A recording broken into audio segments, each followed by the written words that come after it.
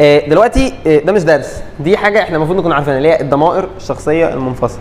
يعني ايه الضمائر الشخصيه المنفصله بالانجليزي؟ اللي هو اي، وي، يو، تمام، اللي هو دي سواء مفرد او جمع عادي، هي، شي، الكلام ده كله. دي هل ينفع الزقها في حاجه؟ لا، وبتبقى غالبا ضمائر شخصيه فاعل. يعني انا ممكن بدل ما اجيب الفاعل زي ما هو، لا اعبر عنه بحاجه زي كده. بس هي الفكره ان دي ضمائر شخصيه فبتعبر عن اسماء، فدي استخدامها بالاكثر هيكون في الجمله الاسميه. طيب تعالى بقى نشوف ايه هي او هنحفظهم ازاي الضمائر الشخصيه المنفصله دي. مبدئيا الضمائر الشخصيه المنفصله هم شبه بعض، يعني هتحفظهم او هتحفظ واحد والباقي تلاقيه كده ايه زي بعضيه. دول مثلا نفس البدايه بتاعتهم هتلاقيها واحد، وفي جينكم، انا بقول اهو في جينكم فوق كل اول حرف، دي حاجه ما تتنسيش، تمام اهو، عشان تلاقي نفسك بعدين ايه ده الفا احط فيه جينكم، لا حط عشان ما تنساش. اي طالما بتكتب ضمائر شخصيه منفصله اول حرف عليه جينكم. طيب عندي دلوقتي انا ونحن، في واحده فيها انق وفي واحده فيها انون. نحن هتبقى انق ولا انون؟ انون، برافو عليك. يبقى نحن هتبقى انون، لكن انا انق. يبقى احنا كده حفظنا اول اتنين، تمام. طيب الاربعه دول نفس البدايه اللي هي هتبقى ايه؟ انس. وزي ما قلنا اول حرف عليه ايه؟ جينك. اول حرف عليه ايه؟ كلام ممتاز.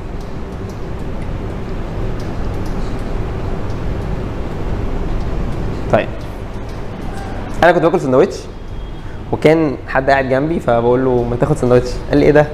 سندوتش مش عارف بطاطس؟ قال لي اه. قال لي هات اخد معاك.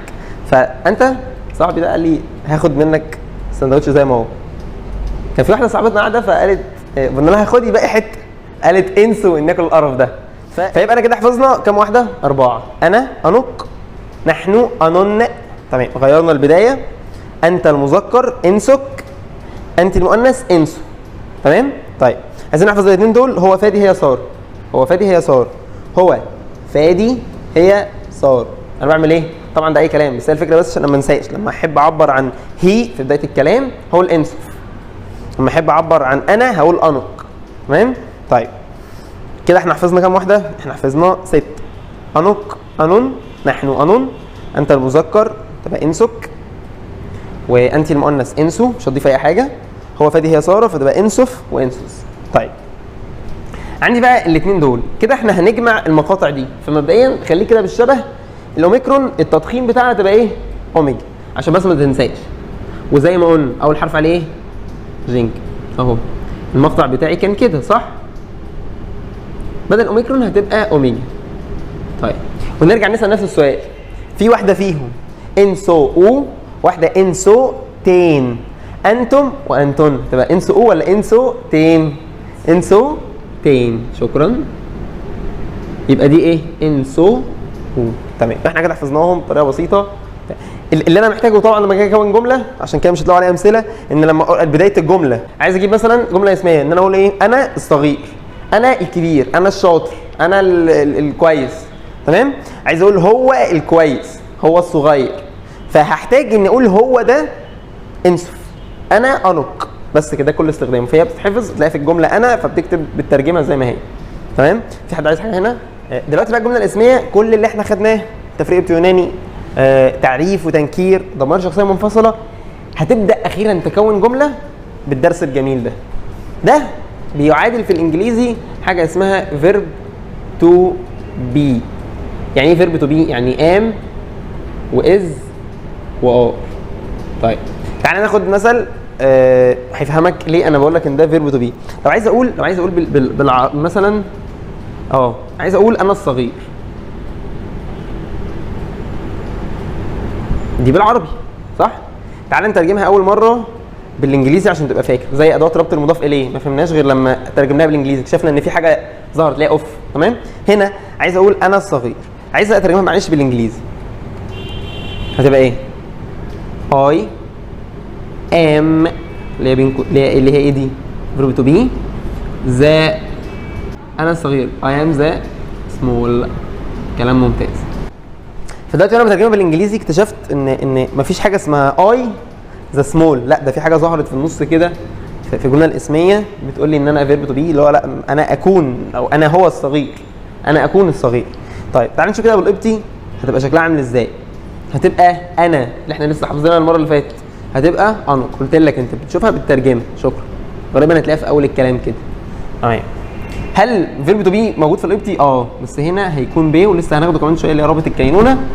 والصغير احنا قلنا الصغير لما بنيجي نترجم في القبطي بنكتب بقى ليه الكلمه صغير يعني كوجي، ناقصني كده الاداه اللي هي ايه؟ بي كوجي. طيب انا كده ترجمتها بالقبطي من العربي للقبطي. في حاجه ناقصه بانت هنا شويه في الانجليزي اللي هي ايه؟ الفيرب تو بي، او بالاصح بقى احنا هنا عند الدرس بتاعنا بنسميه روابط الكينونه. طيب ده كده اساس ينفع عليه نبني رابط الكينونه. تعالى نمسح كل الكلام ده ونشوف ايه اصلا رابط الكينونه.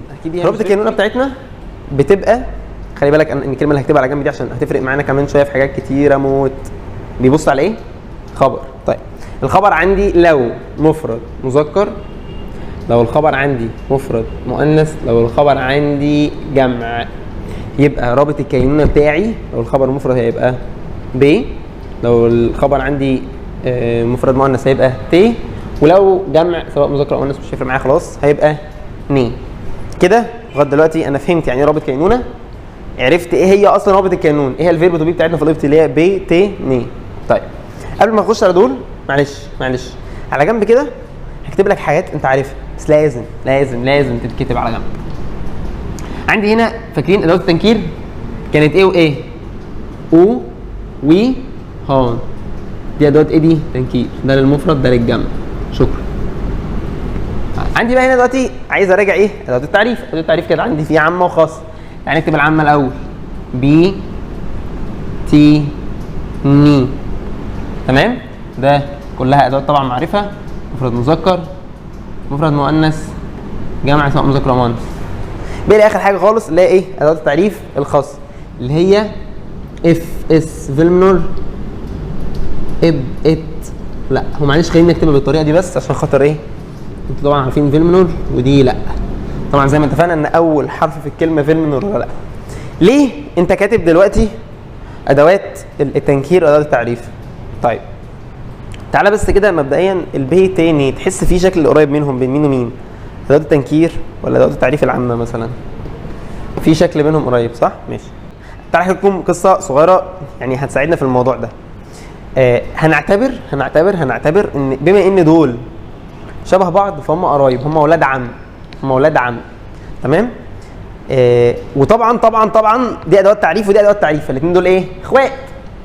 فيبقى بمنتهى البساطه بما ان دول ولاد عم يبقى اكيد ادوات التعريف الخاصه ايه؟ ولاد عم. احنا متوصيين وصيه مهمه جدا ان القرايب بيقفوا ايه؟ جنب بعض. القرايب لازم يبقوا واقفين جنب بعض، ما بيسيبوش بعض في المواقف الصعبه، بيبقوا واقفين جنب بعض. لكن لو في حد غريب ده في شبه منهم اصلا بنبعد عنه تماما، تمام. ايه الكلام الغريب اللي انت بتحكيه ده؟ بتحاول توصل ايه؟ طيب هناخد مثالين بسرعه اللي احنا لسه كنا بنقوله من شويه، انوك بيبي كوجي، ومثل تاني احنا عارفين انوك خلاص بقى انتوا عارفين ان هو ايه؟ انا الصغير. انوك بي كوجي. طيب وعندي هنا مثل تاني اللي هو الله محبه، انتوا عارفينه اكيد اللي هو فنوتي و اغابي بي. ده التنكير ايه؟ اغابي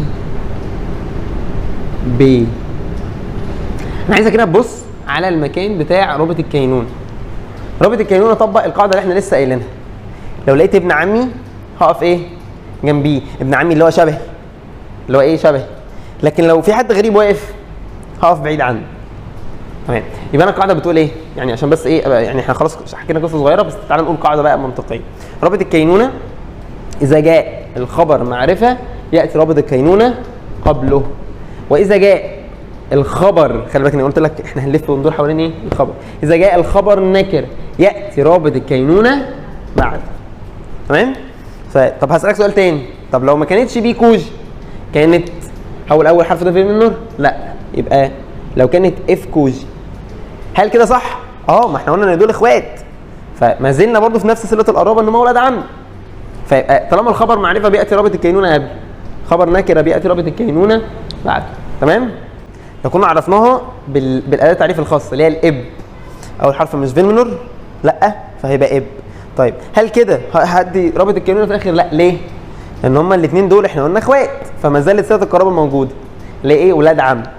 اذا جاء الخبر معرفه ياتي رابط الكينونه قبل. عايز تحفظها كده تمام، عايز تحفظها ان هم شبه بعض بيقفوا جنب بعض، مش شبه بعض بيقفوا بعيد عن بعض، اللي تحبه امشي بيه. تمام؟ طيب تعال بقى ايه نلعب شويه امثله معانا في المنهج عشان بس تبقى الفكره اوضح. في معلومه اخيره لازم نرد عليها عشان خاطر فعلا يبقى انا كده الدرس ده ايا كان بقى ايه المثل اللي هنترجمه كمان شويه، بس يبقى عندك كل حاجه. اهم حاجه تبقى عارفها رابط الكينونه ده اللي هو بيمثل الفيرب تو بي.